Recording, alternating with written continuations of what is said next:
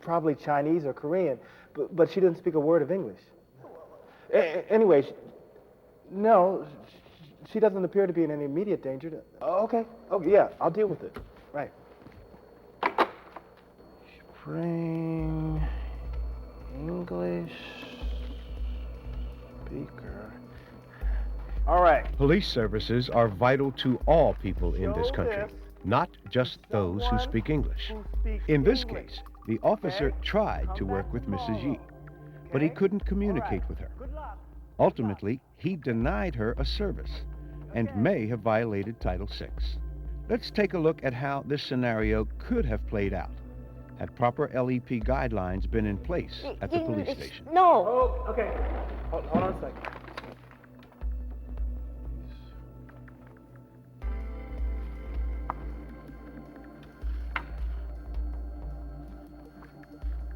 Okay. Yeah, Captain Carlson, Officer Johnson down here. I have a woman that doesn't speak a word of English. She picked the Mandarin I Speak card. Is Officer Wang around to translate? He's not up there. Okay, no, I'll use the phone company's translation service. Yeah, our police department has a contract with them. Language line, how can I help you? Yeah, I have a woman here that I believe speaks Mandarin Chinese. I'm going to put her on the line. Just a moment, please. 好的，女士，我会向警官解释你的情况，他会帮助你的。让我和他通话。我需要警官的帮助，我的家被抢劫了，所有的东西都被抢光了，我的钱和我的首饰，我只离家了一会儿。和他通电话。Officer, this woman says her house has been robbed. Sounds pretty serious. Let's look at what went right this time.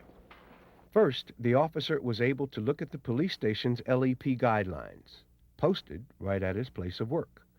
Also, the officer was familiar with the community he serves. In this instance, the police department serves a large Chinese population, so it had hired a Chinese-speaking staff member. But when that staff member wasn't present, Officer Johnson knew he had a plan B. He could call his telephone company's translation service because he knew that the police department had a contract with them. And finally, the police station had vital documents translated into the woman's language. Okay, all right. The way agencies plan to handle people with limited English proficiency depends on 4 factors. 1, the number or proportion of people with limited English proficiency served in the service population. 2, the frequency with which the LEP individuals come in contact with the program. 3, the importance of the service provided by the program. And 4, the resources available to the participant. Each entity that receives federal financial assistance should apply this 4-factor analysis to its program and figure out what it needs to do to serve LEP individuals. Agencies will decide which of their important documents need to be translated. It is the role of the federal government to enforce Title VI. Applicants for federal funds should be prepared for a possible pre-award or post-award review to determine whether Title VI problems exist.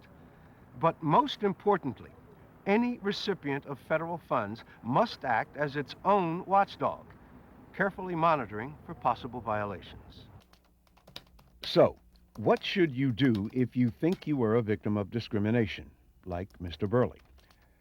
Mr. Burley could file a lawsuit in court against the recipient of funds that's accused of discriminating.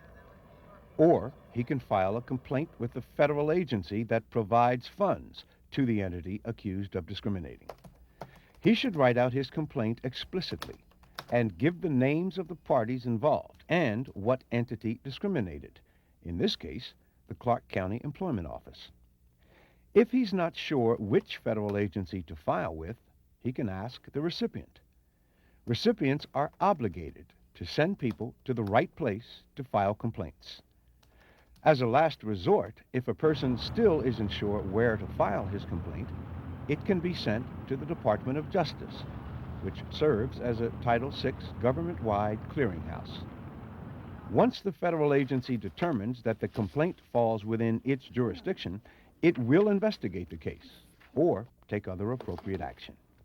In the end, it could be that no evidence of discrimination is found, or if discrimination is found, the federal agency will decide if voluntary compliance is possible.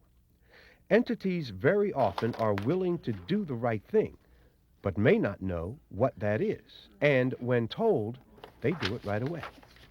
However, sometimes entities don't comply, and then the federal agency could take some very strict measures. It could yank the money from the part of the program where noncompliance is found, or it could refer the case to the Justice Department for a lawsuit to stop the discrimination. The Civil Rights Act of 1964 is now and will continue to be an important piece of the foundation upon which we are building a better America. Title VI is a critical part of that law. For more information, you can contact the Justice Department at the toll-free numbers you see on the screen. Remember, all people have the right to programs and services that will enrich their lives. Don't let their race, color, or national origin stand in the way.